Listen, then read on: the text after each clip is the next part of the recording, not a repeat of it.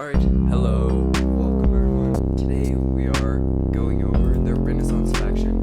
How good are they? Are they maybe too good? Or are they just good enough?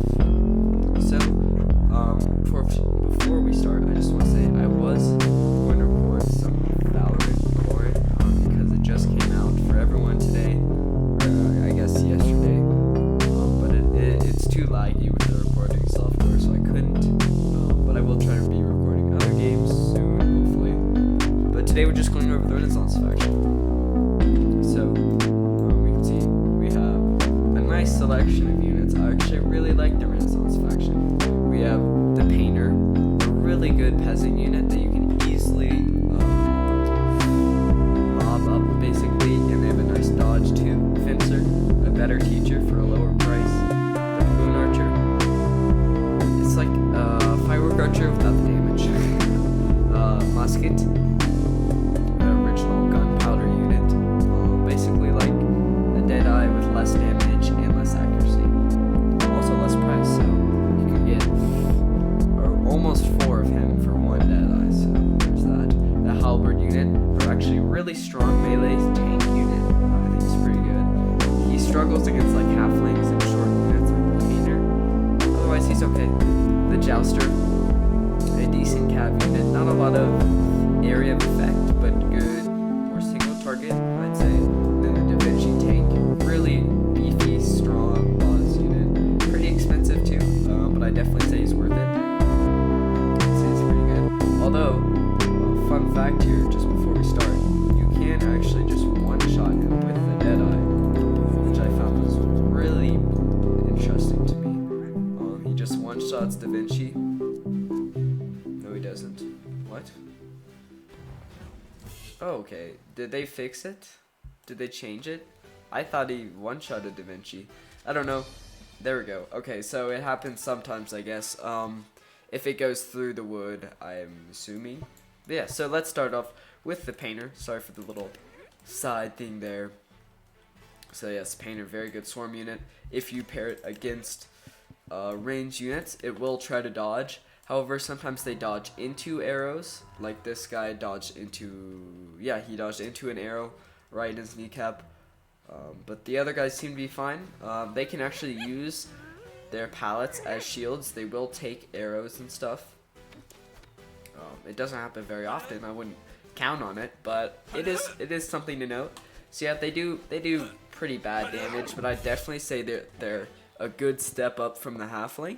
And I probably use the halfling, or I probably use the Painter over the halfling anytime, unless I wanted someone like really small to get under a large weapon. So, and then we have the Fencer. I mean, it's what the teacher wanted to be, let's be real. It has a good lunge, and it has a good lunge out. It has really good damage.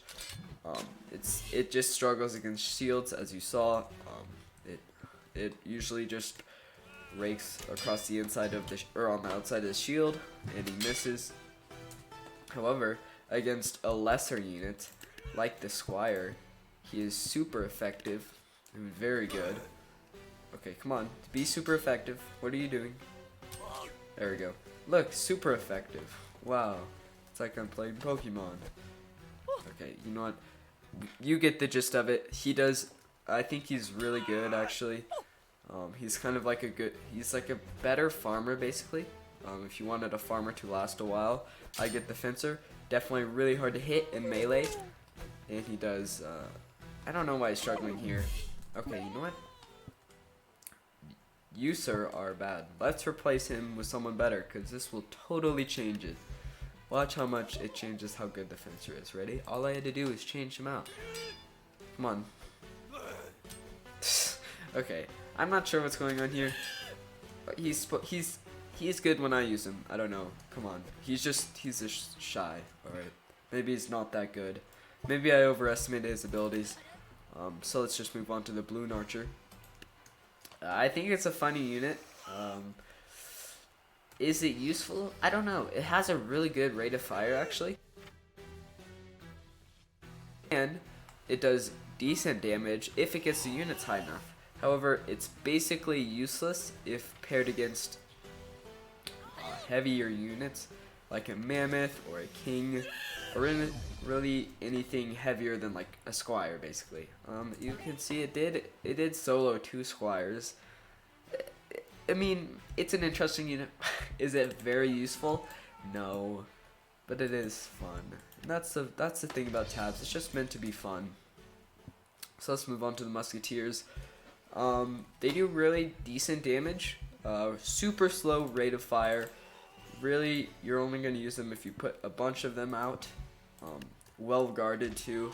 I wouldn't just use musketeers behind infantry.